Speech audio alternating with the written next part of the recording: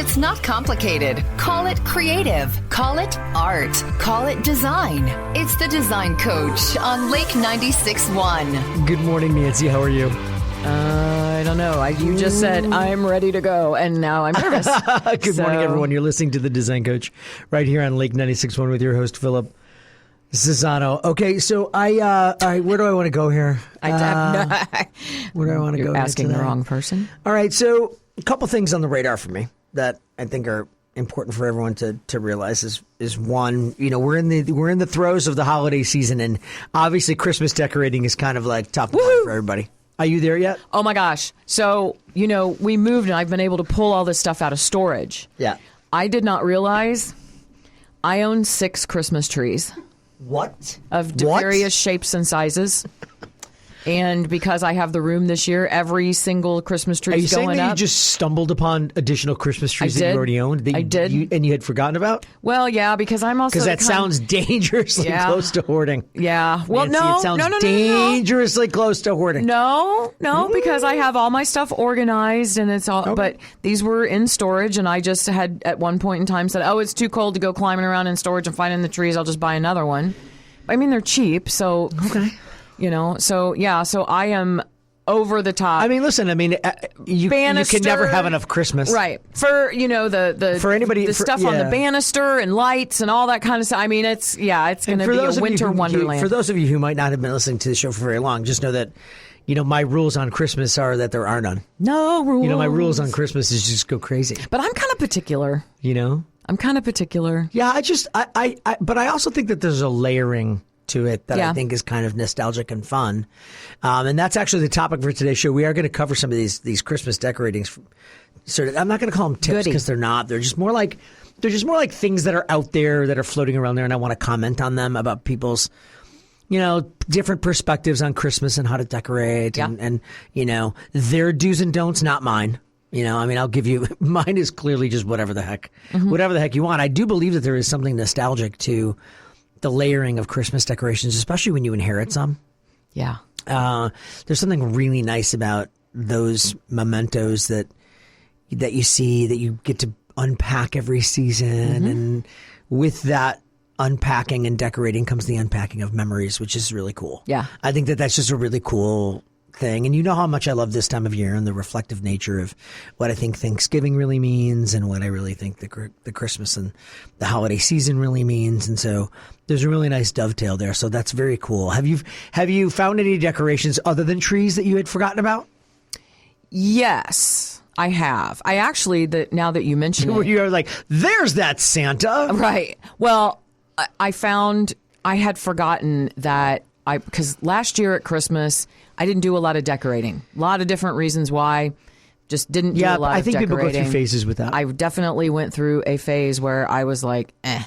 So I didn't do a lot of decorating. And I had actually brought home, when I moved everything out of my dad's house after he passed away, a few ornaments that I had found that I had put in his stuff for his Christmas tree in his new place when I moved in, and I had brought those, and they were my mom and dad's ornaments. Okay. And so I had brought those home. So it's funny that you talk about nostalgia and reminiscing and stuff, because there's 4 or 5 ornaments in that little box that I just set aside, and I didn't use them last year.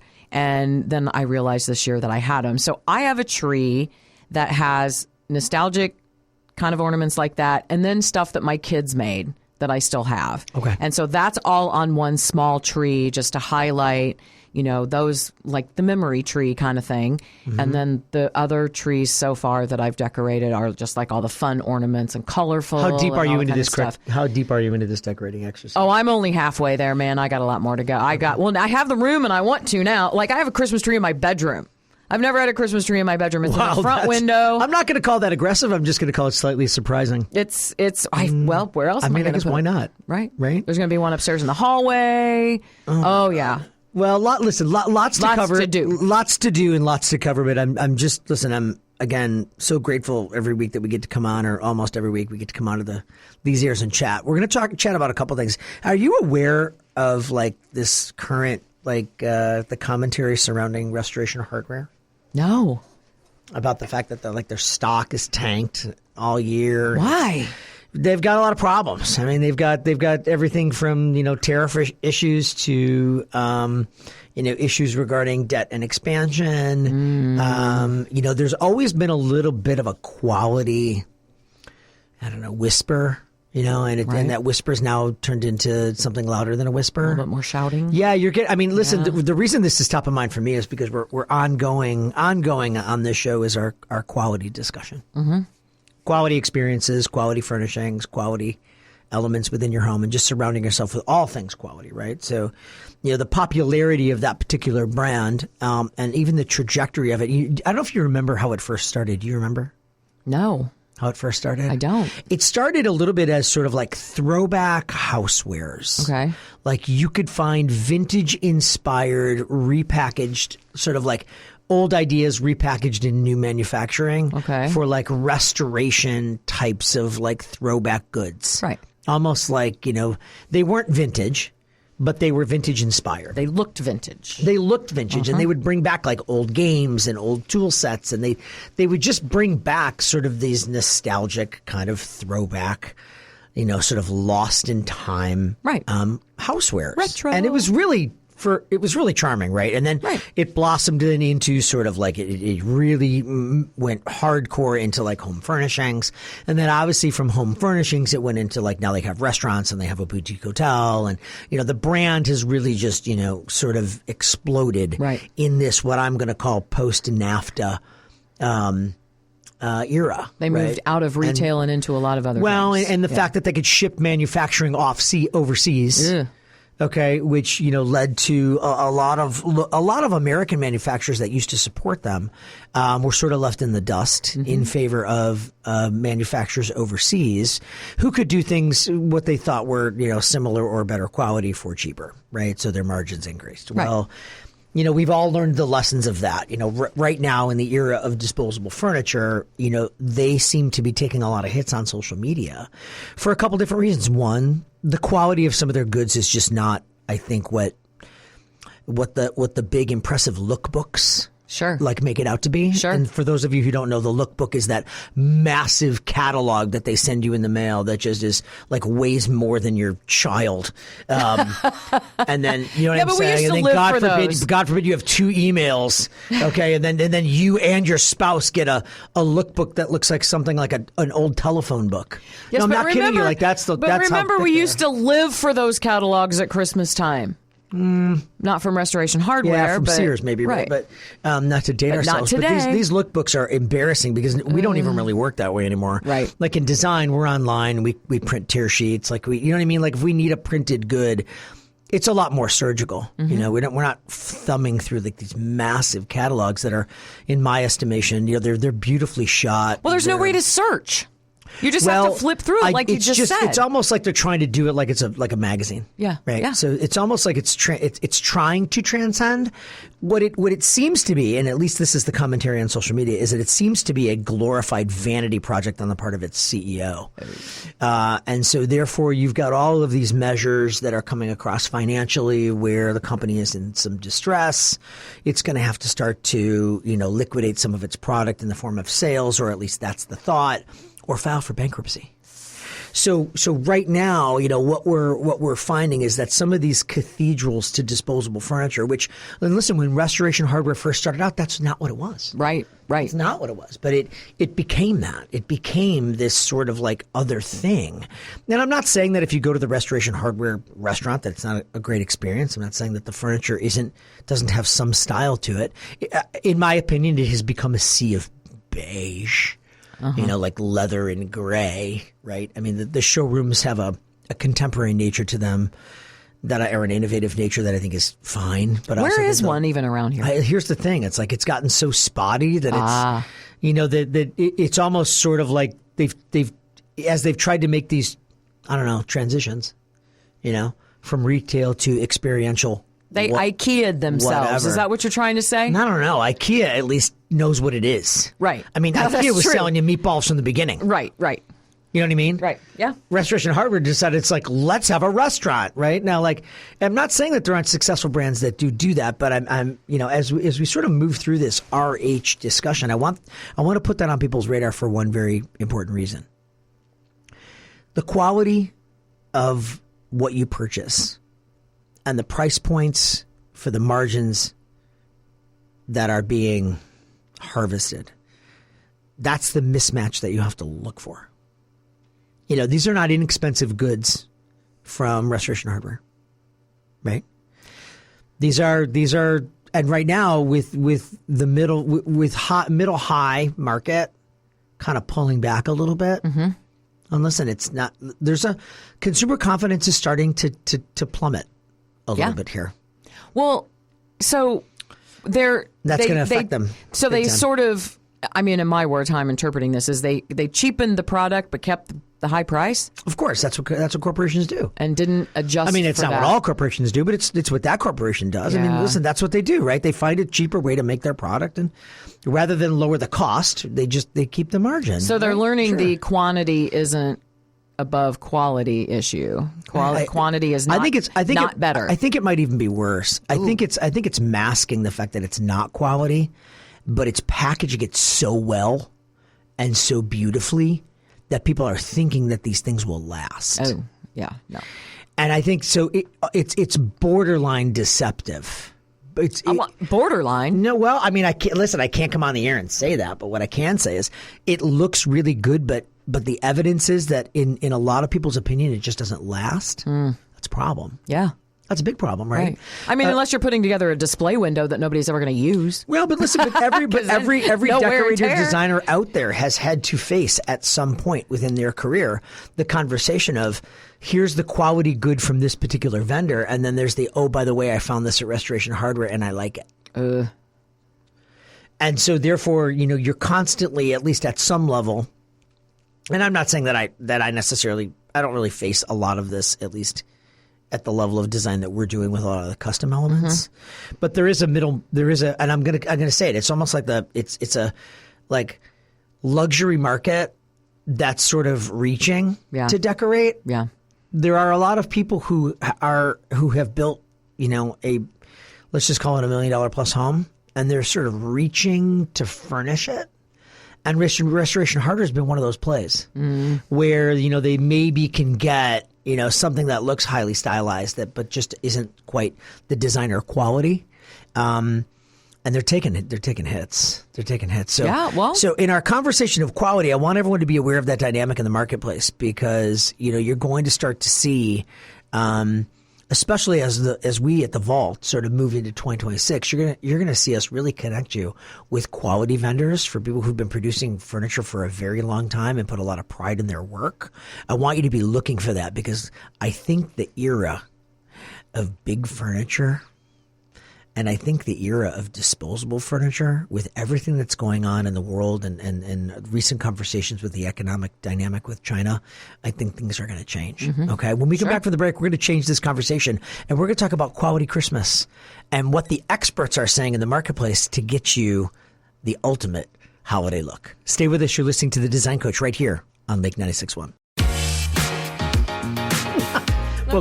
Welcome back, everyone. You're listening to The Design Coach right here on Lake 96.1 with your host, Philip Sassano. Lauren, it was interesting to hear that, you know, Lauren, who's our Director of Marketing and Lifestyle Operations, is saying, I've never really looked on Restoration Hardware. Good for her. But that already... She's not going to be disappointed. That already tells you, she's in her late 20s. That already tells you, okay? Yeah. Like, they're not even on the radar. Do you follow me? Well... They're not even on the radar. Like, that's an interesting. I think that there's. So that's what I said. So she's not going to be disappointed to find out that what she was looking at is not what she thought. She's not going to care. Right? Yeah. Okay, but play this out. Okay, play this out a little bit, everybody. For those of you who are, you know, design enthusiasts and in the business, that was a cathedral. Mm-hmm. And in some ways still was. I mean, especially when they went to the restaurant and they're like, sit in our great furniture, sit in our this, sit in our that, right? Like, how'd that work experience out our furniture in a restaurant setting. You know what I'm saying? Yeah. And then apparently they built that boutique. They built that boutique hotel, and I think oh my gosh, they put a hotel of it. That the owner's using it as a glorified, you know, residence. But oh my gosh, I don't know. It's just, to me, it seems to be like the 100% the trajectory of like a bankrupted business plan. Right. Right? Well, which is let's degrade the quality of the product that we produce for higher margins to blow this brand up into something that it's not. That it's not. Right. And you might ride that high for a little bit, but once people figure out, which doesn't take that long, then you crash and burn. You say that. Don't you come say back that. However, from you say that, but however, their run's been 25 years.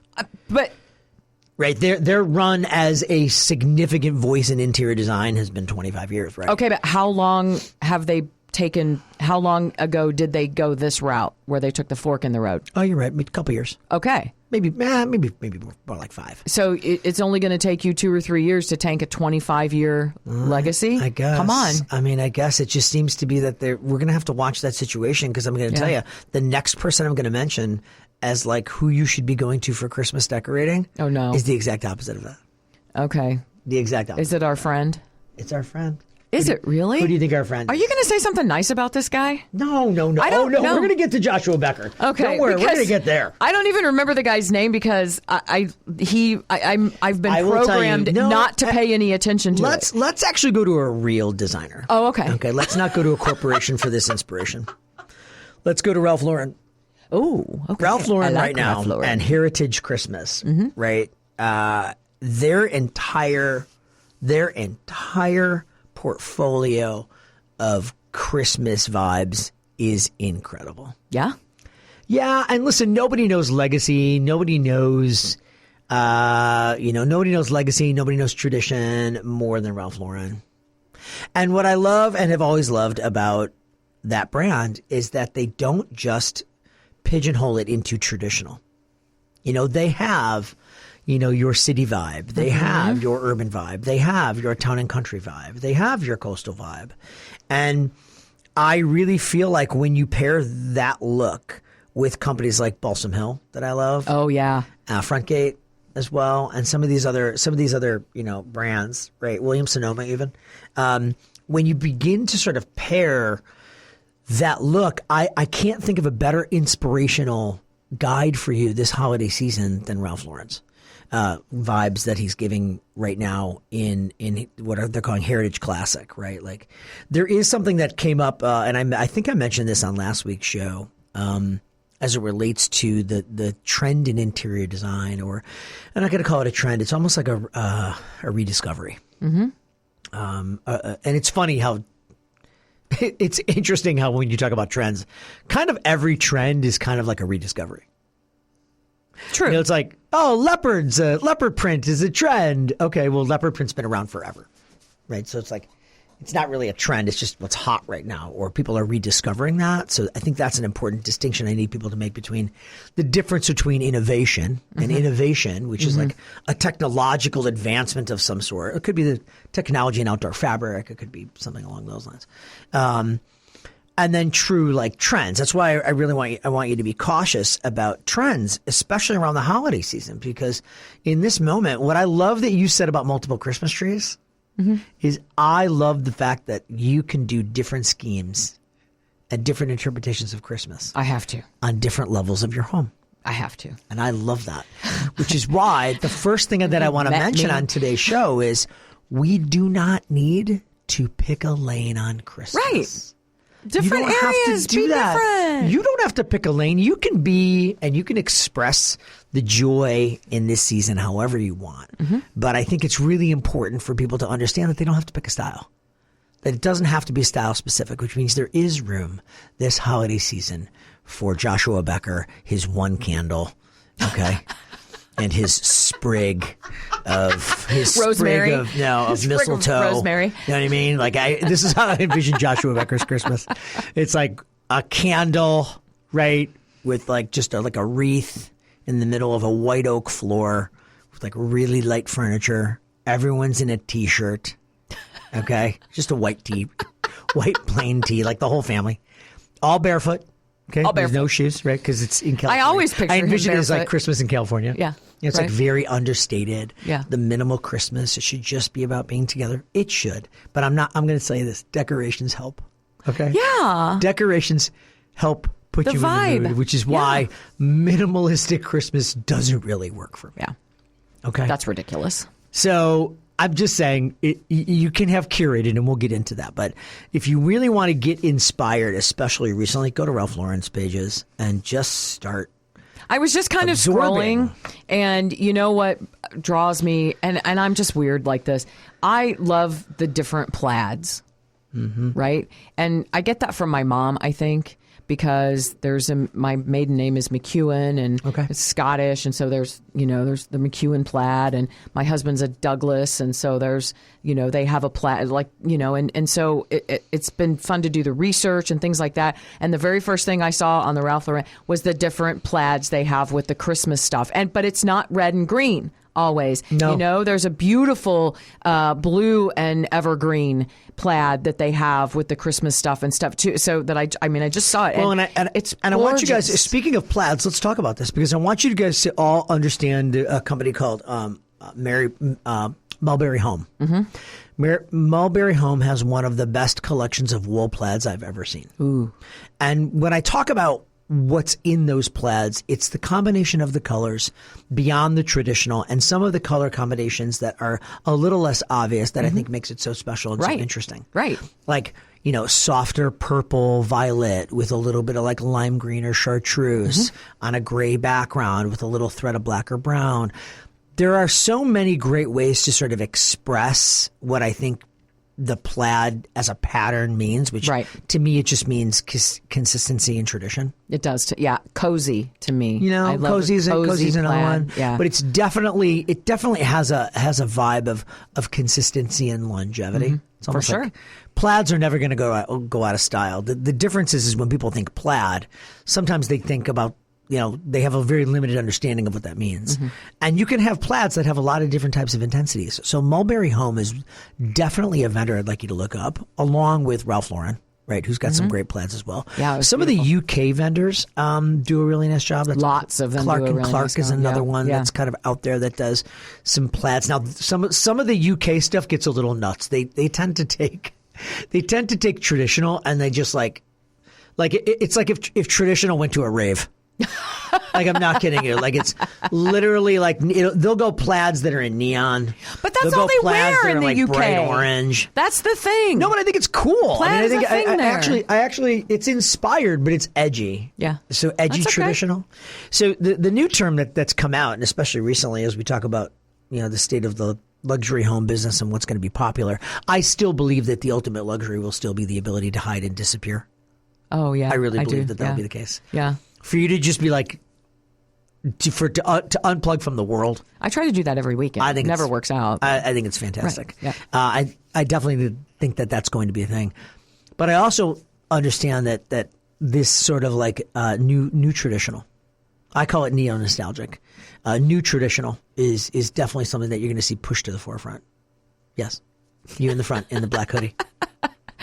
Isn't that Joshua Becker's dream, though, to have like nothing, no sound, no phone, no electricity, just your bare feet in a room on a rug with a candle? And now you just described him as the ultimate luxury. I think you can maybe, but what I don't like is stuff is still cool. Like, stuff is still interesting. It is. That's Art true. is still interesting. Like, not everything can be, in this space of like, I need less. Like, I need less things in my life. That's not what we're talking about. I don't know. It sounds lazy to when me. We say, it just sounds. Right. It just sounds. Yeah. It's not what we're Joshua talking Becker. about. It just when sounds we like say minimalism luxury. sounds really lazy. It just seems just lazy. I don't know. I mean, I get it, but like, why can't I have both? Why can't I have cool stuff that inspires and the quality and quiet? It's like, well, because you have to care for it. Yeah, well, cool things need care. Okay, but, yeah, cool things need care. Okay, so like, I don't know, but when it specific as it relates to Christmas, I want to go through some of the things that have been identified as sort of like, I think they're very consistent. As far as being things that I want you to put on your radar. For style cues, that I've mentioned Ralph Lauren. I want to get to the next one. Lighting matters. Mm-hmm.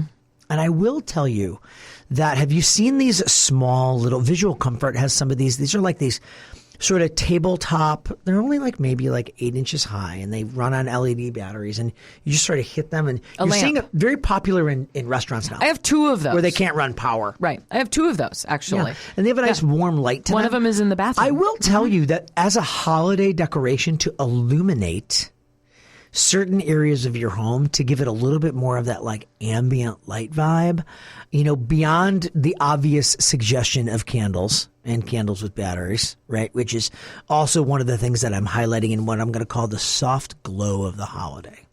If you're not adding to your lighting packages this holiday season with additional lighting elements that are temporary, beyond the Christmas lights, beyond the Christmas garland, but with some of these like table lamps, table lighting, lamp lighting during the holiday season, especially as it gets darker here in the Midwest, is a beautiful overall look. And we don't need the lamps as much in the summer, but the lamp lighting and the ambient lighting to be able to come up with multiple lighting schemes is the very definition of cozy in something you can feel. And it helps. See. It helps with daylight savings time. Oh, yeah. I mean, think about that. You are not talking right there about holiday lighting.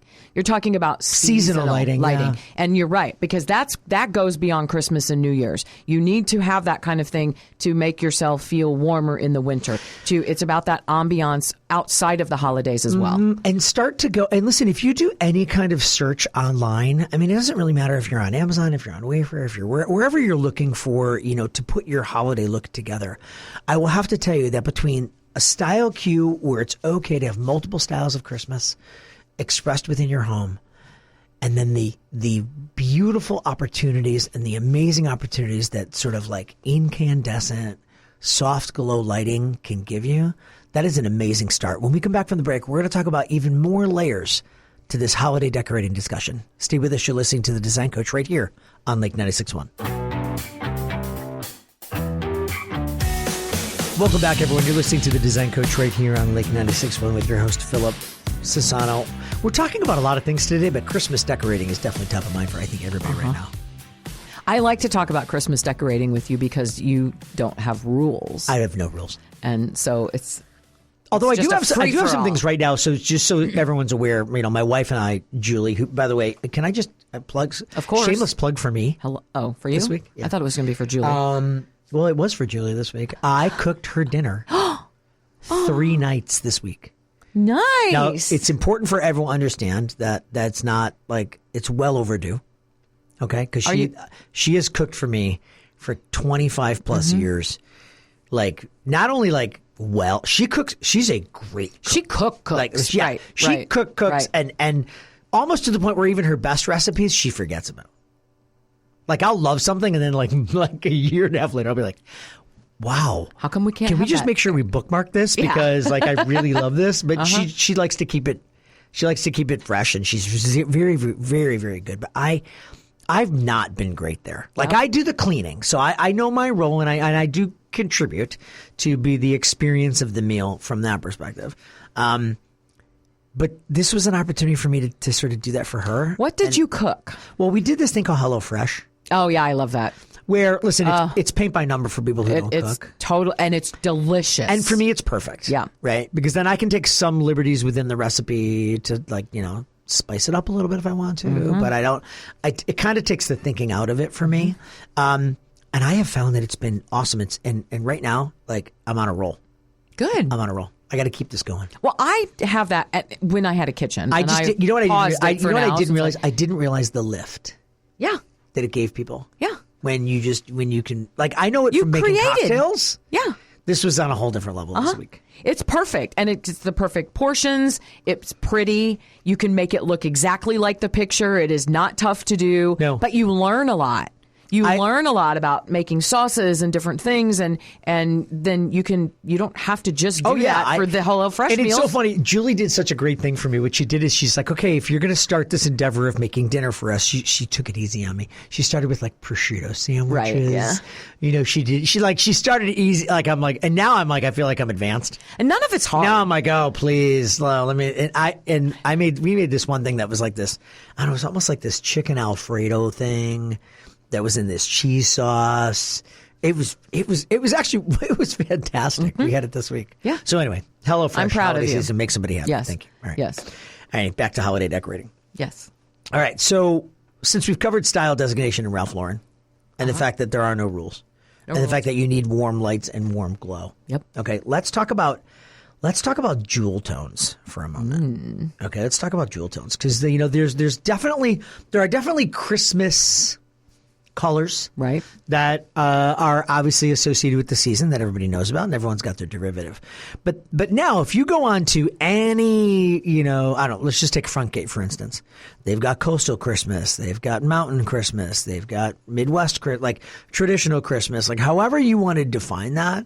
I'm finding you are a fan of multiple styles in each home. Yes. Within the home. Yes. I am a fan of multiple eras. Yeah. Yeah. I love multiple eras. I'm a fan of Christmas with a generational play. Love it. Okay. I have not started that journey, but I think I might starting next year. I'm not going to be able to get it in this year, but I'll get it in next year. Did you have one of those trees that was like tinsel?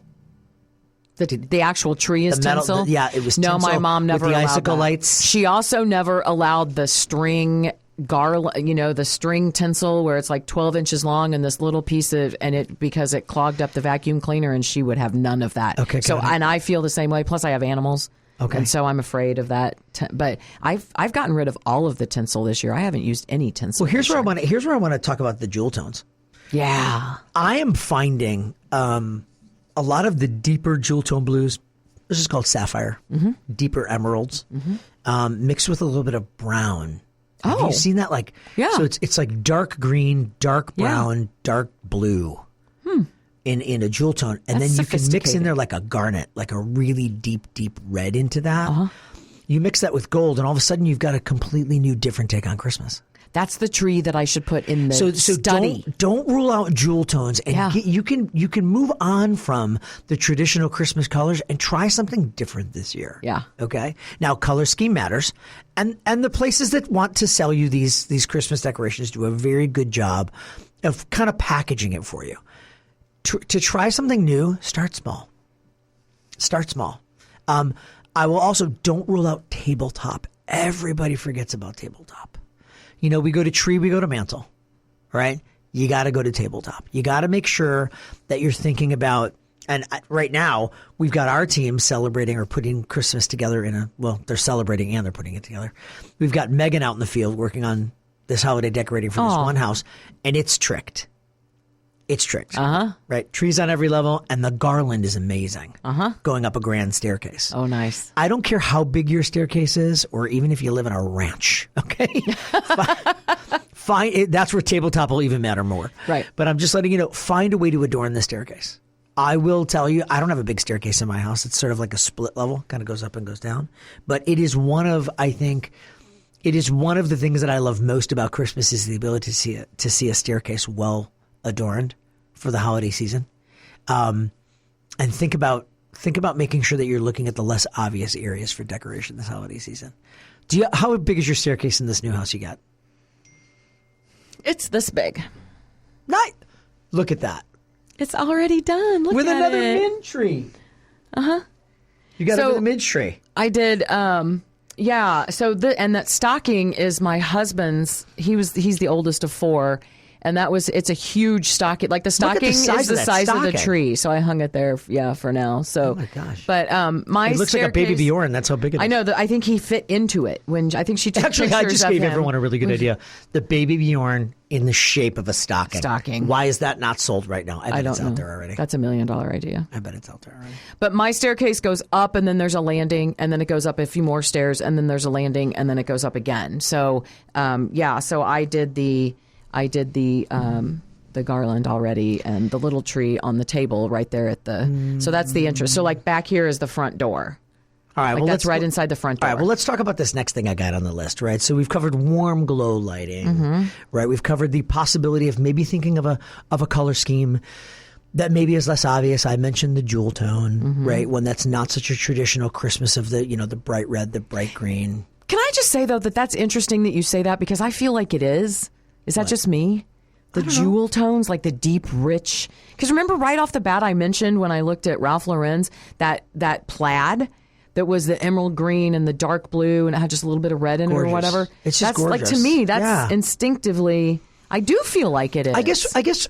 I understand. And listen, remember when I said there's no rules? I want to make sure that I'm allowing enough space in this style discussion to allow people to sort of, personalize Christmas. True.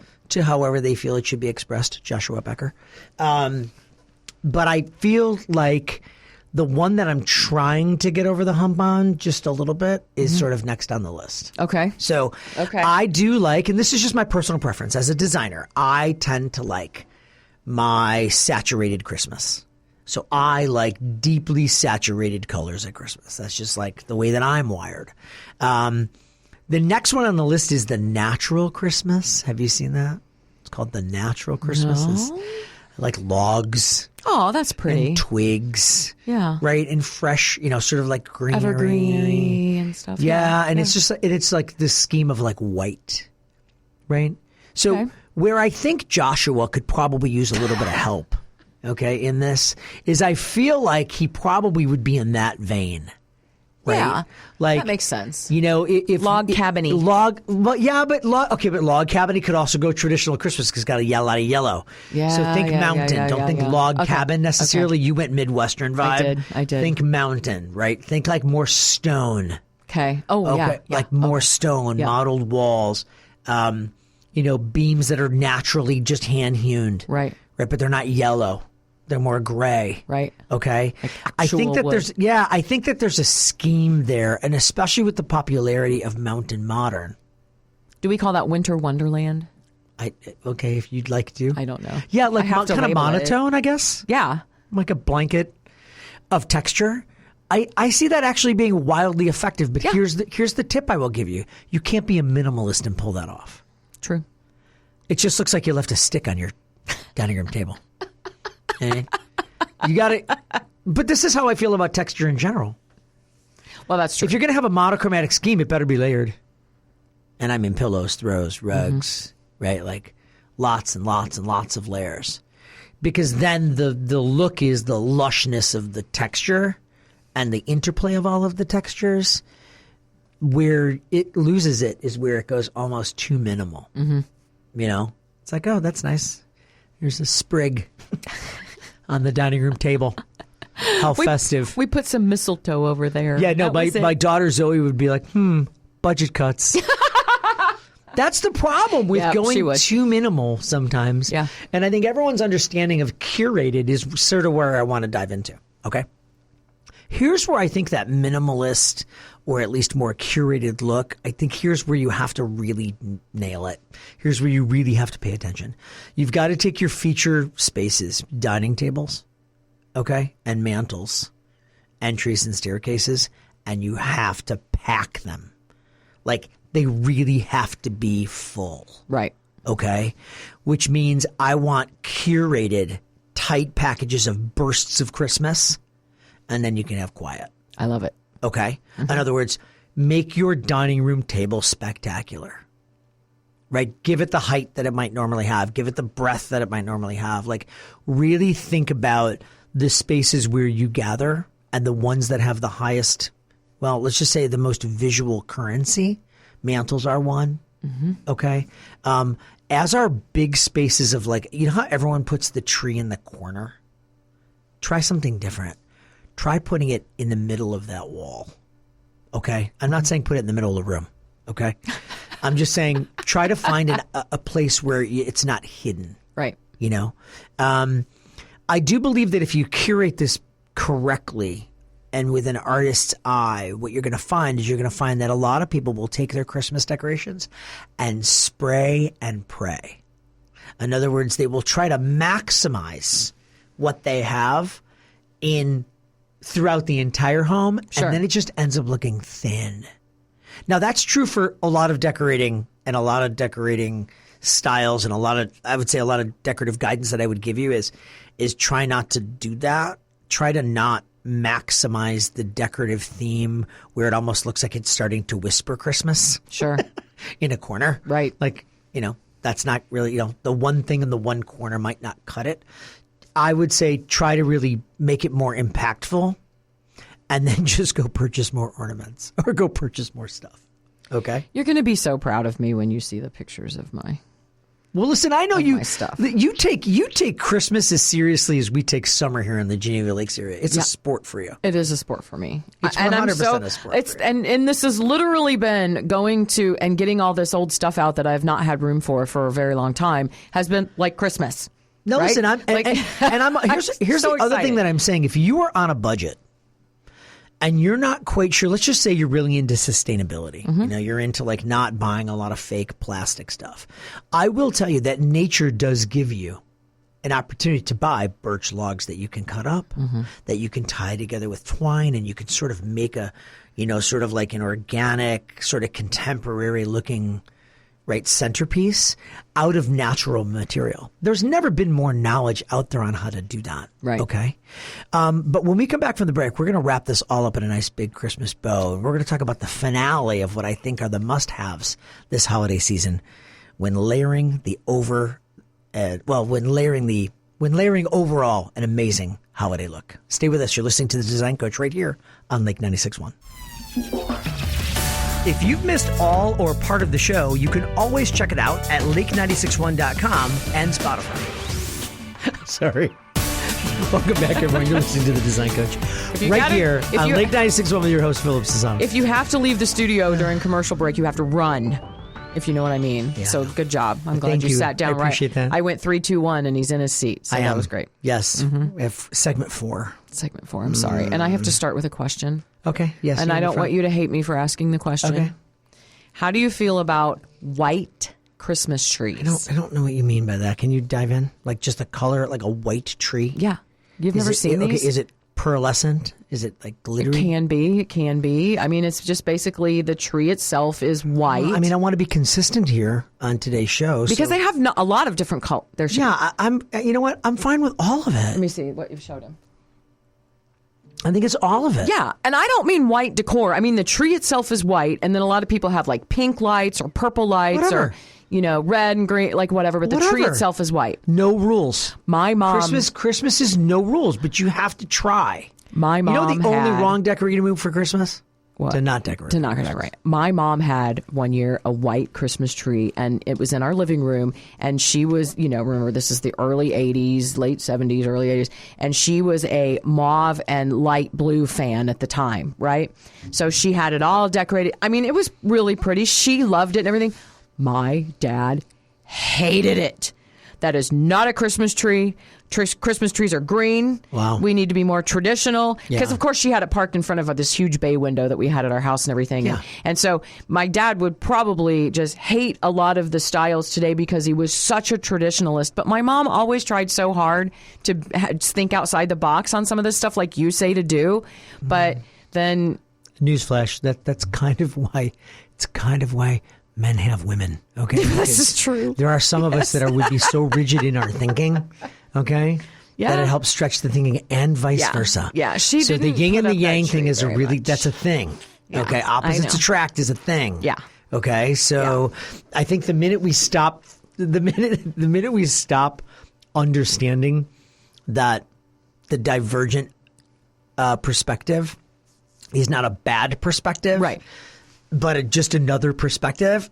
And that's why on this show, when I'm advocating putting trees on multiple levels, I would have just said to your dad, great, your tree's over there, go sit in that room. I know. Well, and that's the thing is that's we what had I would have said. I've been like, great, go in there. That's my tree, that's your tree. Because that was her fancy tree. We weren't allowed to touch anything on that tree. But then the other tree in the family room, because we had a living room and a family room. I have a tree where... that one was traditional. Yeah, I have a tree where ornaments get demoted. Oh. So the downstairs tree is sort of where some of the ornaments that are nostalgic to us, but they're not the greatest ornaments. Right. They go on the downstairs tree. Like Julie will openly say to me, that's going to the downstairs tree. That's downstairs. And I'm like, but there goes to the downstairs tree. Yeah. No. Right. Or I'll have things that the kids have made where I think it's ready for the downstairs tree. And she's like, no. Absolutely not. That one stays up here. DNQ does not qualify. Yeah, no. She's like, this stays up here. Right? Yeah. Well. So, I don't know. I mean, as we head into this final segment talking about Christmas decorating and, on whether the tree is white or whether it's green or blue or purple. They have like pink tinsel trees now, turquoise. I think what I love most about this time of year is it's actually a celebration of all of the things that I think really matter. Everything. Which is tradition, permanence, right? Consistency, love, joy, happiness, peace. I mean, if you can't find something in Christmas, religious or secular, to get behind, you got problems. You got problems. Because it's funny how all of the other religions that don't celebrate Christmas have something similar, a similar end of year celebration that they all sort of buy into to kind of end cap the year. Right. So find your celebratory plug-in and decorate accordingly is really the message of this show. If it's Christmas or something else, just celebrate something. Don't celebrate nothing. Right. Life's too short. Right. Okay? That's why decoration matters. That's why design matters. What you surround yourself with, what you absorb, and the experiences and the quality that you either allow into your life or deny yourself matter. They matter. I mean, it's interesting how when we talk about this decoration, cozy, right? Like who doesn't want a room that's comfortable and cozy? And I don't care if it's coastal or if it's in North Dakota. Okay. Like cozy is sort of like one of those, like cozy and inviting are sort of like mainstays. Sure. So those aren't words that when I ask clients to describe the room that they envision in their mind, those aren't style cues, guys. Cozy is not a style cue. Comfortable is not a style cue. You're using those incorrectly when you're trying to describe your space. Those should be givens. You know what else should be a given? That it's personal, that it reflects you, that it's your right. room. It's the your question house. is the strength of the editing and the dedication to quality really matters. You have heard me say on any number of different episodes over these years, Nancy, you have heard me say that max decoration doesn't ever make up for bad design. So bad function, bad flow, bad layout, furniture that's too big, furniture that's too small. No amount of decoration is going to make up for that. Not going to cover it up. And so what I don't want this holiday season, and this is where this last segment's going, I don't want the holidays to be a mask. Don't make them a decorative mask like they are for so many of you. You cover up every design flaw that you've been ignoring throughout the year, and you make it a mask. You load it up with all the Christmas decorations, and for 6 weeks, it helps you forget about the flaws. Okay? Because all that's going to happen is the inevitable January crash. Mm-hmm. And then you're going to feel worse because, especially here in the Midwest, when you do that and you take everything down, you're like, oh, good Lord. Now everything goes back to brown and gray. Well, it just goes back to, and then it looks even worse to you. Right? Yeah. I mean, I think I think what I'm trying to express to everyone is it might be a little late in the year for you to go and completely revamp your spaces at this juncture. Certainly before the holidays. Certainly before the holidays. And I'm not a big fan of smash and grab furniture unless it's for a dorm room. Okay. And even then, you're not really. Right. I'm just saying I'm just not a fan. I think quality matters on almost all levels. But I will say that I want you to take a look at your interior and really, really critically think about the gathering spaces and the function and the flow. Because if your holiday decorating has become a mask, like a cosmetic mask, for just your really, really inattention, right, and lack of stewardship of your design, we're going to have a whole nother show in January about that. You know that show's coming. It's the annual when you take the decorations down. It's called the Now What show. Crap. Right? Where you're like, oh man, now what? Thanksgiving or not Thanksgiving. Valentine's Day's not going to be enough. Right. Okay. Valentine's Day is Easter's not going to be enough to get you through. But that's what people do, and I want to caution that putting the quality back in the holiday experience with the decorations that you purchase or even the way that you approach it doesn't always need to be done with decoration. Mm-hmm. It can be done experientially, and you and I have talked about this. The amount of attention and care that you put into the experiences that you're trying to create on a daily basis and when you gather. So many people just wing it. Mm-hmm. Yeah, they're just winging it. It's become, unfortunately, family has become, for too many people, obligatory. You know, the concept of family is they just sort of speak at it. It's almost like family should be with a lowercase f in a lot of instances, instead of really making it something where you're trying to share in some sort of shared lineage of exactly what's formulated you. Right.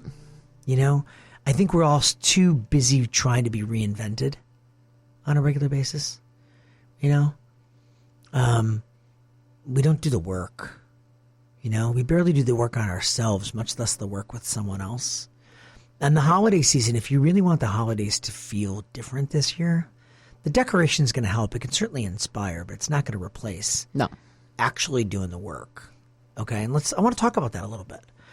Accessibility to fun and accessibility to memories is sometimes the greatest decoration and function you can put in a space. I'm talking about games. I'm talking about nostalgic trivia that relates to your family. I'm talking family photos. I have a love-hate relationship with albums. Yeah. Family album. Julie loves them because it's a capture for her. And I have over the years really valued that capture. I mean, when there's a kid's birthday, she will take all of the photos out of these albums and she will decorate the entire table upon them waking up. Yeah. Right? Yeah. And I know at first the kids were like, what is going on? I know they love it. Right. I know they love it. They do. And so does she. They'll do it for their kids too. Yeah. Yeah. I think that's just inherent in who she is. And listen, I was not a big picture taking family. So like I had to kind of come around to that. I mean, I will admit that. I have come around big time on it to the point where now like I now encourage in my home and my clients' homes something called a legacy wall, which is the photos of your family from the very beginning going as far back as you can to then current day. And those legacy walls, I have found that for many of my clients are this really tangible way to appreciate and understand just how far they've come as family. Right. And I think that there's something there. And so when we don't put those on display this holiday season and we don't trigger those memories, right? And listen, everybody has memories that are horrible. Right? Everybody's had memories that they don't really. There are years you'd hope you'd forget. You know, there just are. And then there's years when it was like, wow, that was really special. Life has all of that duality, okay? But it's what you choose to focus on that matters. And what I hope people take away from a holiday show like this on decoration isn't that it's just about your color scheme or it's just about, you know, the fact that there's no rules or the fact that it's just really fun to do. It's also really fun to remember, especially the good stuff. You gotta find a way this holiday season to hold on to the good stuff because we tend to hold on to the wrong stuff. You know, we tend to let the negative memories, we tend to let the negative interactions, we tend to let the negative really dominate. It's hard. It's really, and it's a weight. And sometimes we don't even know we're doing it. And so there is something this holiday season as it relates to decorating that I want to leave you with. Use the holiday decorating process as a way to celebrate the great memories through design. And shed the weight, okay? I know that will be very difficult to do with the food, okay? Shedding the weight's going to be a hard thing to do. Are you calling me But you can fat? at least shed the emotional baggage. For sure. Okay? Yes. And you can remember the true holiday spirit is about togetherness. And if you're using decoration to celebrate it, I think that's the whole point. Anyway, thank you for joining us on this Sunday. You've been listening to The Design Coach right here on Lake 96.1. You've been coached.